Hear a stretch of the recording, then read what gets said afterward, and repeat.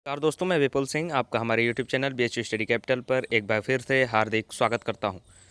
दोस्तों, जैसा कि आप सभी को पता है कि हम बीएचयू बी एंट्रेंस की तैयारी करा रहे हैं बीएचयू स्टडी कैपिटल पर।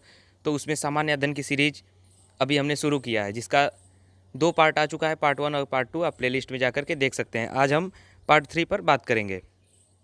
अभी तक जिसने चैनल को सब्सक्राइब नहीं किया, सब्सक्राइब कर लीजिए आप लोग, और बेल आइकन जरूर प्रेस कर लीजिए, क्योंकि यहाँ पर बीएचयू से रिलेटेड लगातार अपडेट, जानकारियाँ और सूचनाएँ आपको बीएचयू स्टडी कैपिटल पर मिलती रहेंगी। हमने सामान्य अध्ययन की जो सीरीज शुरू की थी, उसमें पार्ट 1 और पार्ट 2 में 2 हम लोगों ने लास्ट में हमने एक प्रश्न छोड़ के जाता हूं और आप लोगों से कहता हूं कमेंट बॉक्स में उत्तर दीजिए। तो पार्ट 1 और पार्ट 2 में कुछ सही उत्तर आए थे, उनमें से मैं कुछ नाम लेता हूं। जैसे अनमोल ने सही उत्तर दिया था, निखिल ने, स्वाति ने, प्रिया ने, गोलू पांडे ने। ये कुछ लोगों ने, कुछ नाम मैं बता रहा हूँ जिन्होंने सही उत्तर दिया था, और कुछ नाम होंगे वो छूट गए होंगे। जो नाम मैंने देखा वैसे मैंने सोचा कि बता दूं, इन लोगों ने सही उत्तर दिया था। और बहुत बहुत शुभकामनाएं आप लोगों को कि आप लोग अच्छे से उत्तर दे रहे हैं, अच्छे से पढ़ाई कर रहे हैं। इस वीडियो को शुरू करने से पहले बता दूं कि 2-3 जो हमारे रूल्स हैं उसे फॉलो कर लीजिए। उससे आपको ही फ़ायदा है। हमारे कोर्स में रजिस्ट्रेशन करा लीजिए, जिससे जो भी सब्जेक्ट है, जो भी सब्जेक्ट मटेरियल है, वो आपको प्रोवाइड कराया जाएगा। और टेलीग्राम ग्रुप को आप लोग जल्दी से जल्दी सभी लोग ज्वाइन कर लीजिए, हमारे डिस्क्रिप्शन बॉक्स में जा करके उस लिंक पर क्लिक करके। क्योंकि टेलीग्राम में जब आप लोग समय से जुड़ जाएंगे सभी लोग, तो एक जितने भी छात्र हैं सभी साथ में जुड़े रहेंगे, तो एक सामंजस्य भी बैठेगा आप लोगों में, और हम जो भी चीज़ें प्रोवाइड कराएंगे वो सभी तक एक ही बार में पहुंच जाएंगी। इसलिए आप लोग जल्दी से जल्दी टेलीग्राम ग्रुप ज्वाइन कर लीजिए, ताकि हम लोग उस पर भी कुछ प्रोसेस अच्छे से शुरू कर दें। आइए शुरू करते हैं आज का वीडियो। सामान्य अध्ययन पार्ट 3। हमने बताया था कि आपको ये वीडियो हमारा लगभग 10 से 12 पार्ट में आएगा, जिसमें हम सामान्य अध्ययन के जो बीएचयू में महत्वपूर्ण प्रश्न हैं, पूछे जाते हैं एंट्रेंस एग्जाम में, उन्हें आपके सामने। तो दोस्तों, आइए शुरू करते हैं आज की सीरीज का पहला प्रश्न। उससे पहले जो पार्ट 2 में हमने आपको होमवर्क के रूप में प्रश्न छोड़ के हम गए थे, उसमें हमने पूछा था कि पद्मावत के लेखक कौन है, पद्मावत के रचयिता कौन है। तो उसका सही उत्तर होगा मलिक मोहम्मद जायसी। आइए शुरू करते हैं सामान्य अध्ययन पार्ट 3। वास्को डी गामा किस देश का नागरिक था? वास्को डी गामा जो सबसे पहली बार भारत में आया था, वो किस देश का निवासी था? तो इसका सही उत्तर होगा पुर्तगाल। वास्को डी गामा पुर्तगाल का निवासी था।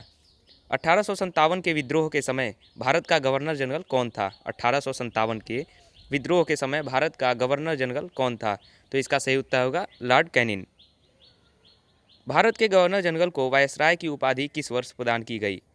भारत के गवर्नर जनरल को वायसराय की उपाधि किस वर्ष प्रदान की गई? इसका सही उत्तर होगा 1858 में भारत के गवर्नर जनरल को वायसराय की उपाधि प्रदान की गई थी।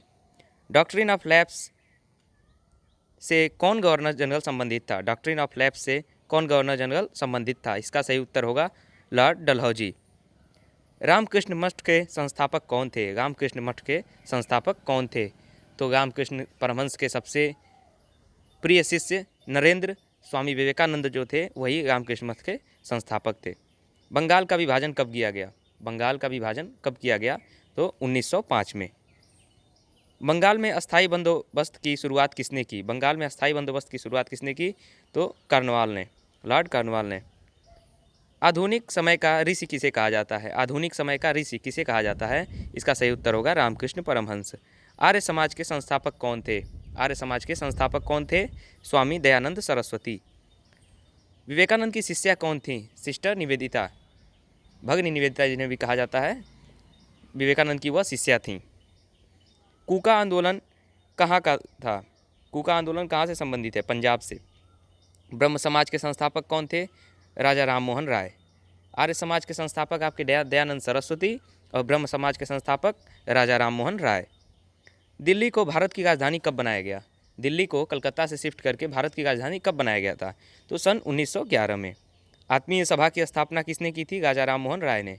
सीधा मैं आपको प्रश्न बोलूँगा। मैं हमेशा बताता हूँ सामान्य अध्ययन की जो सीरीज चल रही है उसमें प्रश्न उत्तर इसी प्रकार से मैं आपको बताते जाऊँगा। आप सिर्फ प्रश्नों को देखिए, उत्तर को देखिए, और एक प्रकार से रटते जाइए, अपने दिमाग में बैठाते जाइए। 2 बार प्रश्न बोलूँगा, उत्तर बोलूँगा, तो उससे आपके दिमाग में चीज़ें बैठ जाएंगी। आप ना हो तो एक बार और देखिएगा, 2 बार और देखिएगा, इससे अच्छा रिवाइज हो जाएगा आपका। 10-15 मिनट के वीडियो में एक अच्छा आपका 50 प्रश्न तैयार हो रहा है पर डे, तो उससे आपको काफ़ी गेन होगा।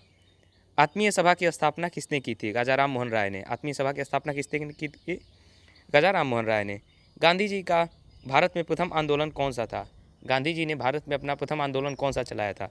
चंपारण। पंजाब केसरी का खिताब किसे दिया गया? पंजाब केसरी का खिताब किसे दिया गया था? लाला लाजपत राय को। जलियांवाला बाग कहाँ स्थित है? पंजाब में। जलियांवाला बाग कहाँ स्थित है? पंजाब में। इंग्लैंड को बनियों का देश किसने कहा था? इंग्लैंड को बनियों का देश किसने कहा था? तो नेपोलियन ने इंग्लैंड को बनियों का देश कहा था। इंडिया डिवाइडेड पुस्तक किसने लिखी थी? Doctor Rajendra Prasad. India divided पुस्तक किसने लिखी थी? डॉक्टर राजेंद्र प्रसाद। भारत में होम रूल आंदोलन किसने शुरू किया था? एनी बेसेंट और तिलक ने। भारत में होम रूल आंदोलन किसने शुरू किया था? एनी बेसेंट ने और तिलक ने। थोड़ा यहाँ पर लिखने में मिस्टेक हो जाता है क्योंकि पीडीएफ बनाते समय इतने प्रश्नों को नोट करना थोड़ी समस्या होती है, इसलिए बाकी चीज़ों को देखते रहिए। भारतीय राष्ट्रीय कांग्रेस ने पूर्ण स्वराज का प्रस्ताव कब किया? भारतीय राष्ट्रीय कांग्रेस ने पूर्ण स्वराज का प्रस्ताव कब किया? 1929 में। 1929 में वो भारतीय राष्ट्रीय कांग्रेस का लाहौर अधिवेशन भी हुआ था। अभ्युदय समाचार पत्र किसने संपादित किया? अभ्युदय समाचार पत्र किसने संपादित किया? मदन मोहन मालवीय।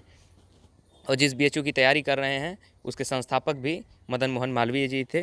उन्हें मैं एक बार फिर प्रणाम करता हूँ, नमस्कार करता हूँ। लाइफ डिवाइन पुस्तक के लेखक कौन हैं? लाइफ डिवाइन पुस्तक के लेखक कौन हैं? Aurobindo Ghosh. Divine of life पुस्तक के लेखक कौन हैं? स्वामी शिवानंद। नीला दर्पण पुस्तक के लेखक कौन हैं? दीनबंधु मिश्र। भारत छोड़ो आंदोलन कब प्रारंभ हुआ था? भारत छोड़ो आंदोलन कब प्रारंभ हुआ था? 1942 में। स्वराज पार्टी का गठन कब हुआ था? 1923 में। स्वराज पार्टी का गठन कब हुआ था? 1923 में। गांधी इरविन समझौता कब हुआ था? 5 मार्च 1931 को। गांधी इरविन समझौता कब हुआ था? 5 मार्च 1931 को। फ्योरोर की किसकी उपाधि है? हिटलर की। फ्योरोर किसकी उपाधि है? हिटलर की। क्रांतिपुत्र किसको कहा जाता है? नेपोलियन को। क्रांतिपुत्र किसको कहा जाता है? नेपोलियन को। नेपोलियन को क्या कहा जाता है? क्रांतिपुत्र भी कहा जाता है। इंडियन स्ट्रगल पुस्तक के लेखक कौन थे? सुभाष चंद्र बोस। इंडियन स्ट्रगल पुस्तक के लेखक कौन थे? सुभाष चंद्र बोस। मैं हमेशा जब भी आप लोगों को प्रश्न और उत्तर ऐसे बताता हूँ तो हमेशा कहता हूँ कि 2-3 तरफ से सोचिए। जैसे मैंने कहा इंडियन स्ट्रगल पुस्तक के लेखक कौन थे? सुभाष चंद्र बोस। सुभाष चंद्र बोस की एक पुस्तक कौन सी थी? इंडियन स्ट्रगल पुस्तक। इस प्रकार से 2-3 प्रकार से पढ़िए तो चीज़ें ज़्यादा अच्छे से याद होती हैं। गीता रहस्य नामक पुस्तक के रचयिता कौन थे? गीता रहस्य नामक पुस्तक के रचयिता कौन थे? लोकमान्य गंगाधर तिलक। रविन्द्रनाथ टैगोर को किस पुस्तक के लिए नोबेल पुरस्कार मिला था? रविन्द्रनाथ टैगोर को किस पुस्तक के लिए नोबेल पुरस्कार मिला था? गीतांजलि के लिए रविन्द्रनाथ टैगोर को नोबेल पुरस्कार मिला था। गांधी ने किसको आर्थिक स्वतंत्रता का प्रतीक माना था? गांधी जी ने किसको आर्थिक स्वतंत्रता का प्रतीक माना था? तो खादी को गांधी जी ने आर्थिक स्वतंत्रता का प्रतीक माना था। खिलाफत आंदोलन का नेतृत्व किसने किया? अली बंधुओं ने। मोहम्मद अली और शौकत अली। खिलाफत आंदोलन जो हुआ था उसका नेतृत्व किसने किया था? अली बंधुओं ने। दोनों अली बंधु कौन कौन थे? मोहम्मद अली और शौकत अली। फूट डालो और राज करो की नीति किसने अपनाई थी? फूट डालो और राज करो की नीति किसने अपनाई थी? लॉर्ड कर्जन ने। लॉर्ड कर्जन ने कौन सी नीति अपनाई थी? फूट डालो और राज करो। भारत के अंतिम गवर्नर जनरल कौन थे? भारत के अंतिम गवर्नर जनरल कौन थे? Lord Mountbatten. जो अंग्रेज़ था वो लॉर्ड माउंटबेटन जो था वो आखिरी अंग्रेज गवर्नर जनरल था। भारत विभाजन परिषद के अध्यक्ष कौन थे? भारत विभाजन परिषद के अध्यक्ष कौन थे? Lord Mountbatten. भारत के प्रथम उप प्रधानमंत्री कौन थे? भारत के प्रथम उप प्रधानमंत्री कौन थे? सरदार वल्लभ भाई पटेल। महात्मा गांधी के राजनीतिक गुरु कौन थे? गोपाल कृष्ण गोखले। महात्मा गांधी के राजनीतिक गुरु कौन थे? गोपाल कृष्ण गोखले। भारतीय क्रांति की माँ किसे कहा जाता है? भारतीय क्रांति की माँ किसे कहा जाता है? तो इसका सही उत्तर होगा मैडम भीकाजी कामा। मैडम भीकाजी कामा को भारतीय क्रांति की माँ कहा जाता है। भारत के प्रथम और एकमात्र भारतीय गवर्नर जनरल कौन थे? भारत के प्रथम और एकमात्र भारतीय गवर्नर जनरल कौन थे? सी राजगोपालाचारी। 1948 और 50 के काल में ये बने थे और यही पहले भारतीय गवर्नर जनरल और आखिरी थे। इस प्रश्न को मैं कई बार बता चुका हूँ। ये प्रश्न काफ़ी महत्वपूर्ण भी है। जैसे हम जब प्राचीन इतिहास का वीडियो आपको बता रहे थे उसमें जैसे हमने अभी प्राचीन इतिहास और मध्यकालीन का लाया, अभी उसका सीरीज रोके हुए हैं। उसके आगे आधुनिक काल राज्य व्यवस्था का फिर लेकर के आएंगे। तब तक मैंने सोचा कि सामान्य अध्ययन के प्रश्न सीरीज चला देते हैं जिससे आप लोगों को ज़्यादा बेहतर तैयारी हो जाएगी और आप लोग इन वीडियोज़ को देखते रहेंगे। तब तक मैं वो भी वीडियो लेकर के आऊँगा, तब तक इन प्रश्नों को आप कम से कम रट जाएंगे।